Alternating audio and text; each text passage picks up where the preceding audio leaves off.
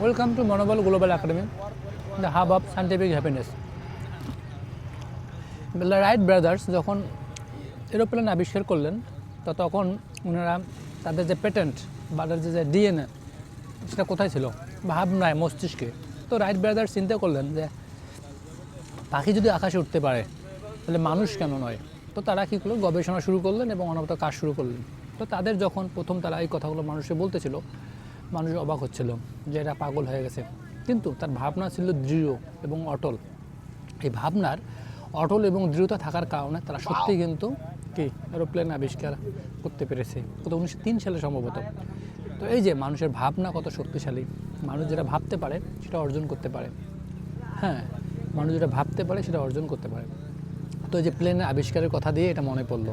আসলে আমরা যদি ইতিবাচক ভাবি আমরা সুস্থ থাকবো, নেতিবাচক ভাবলে অসুস্থ থাকবো।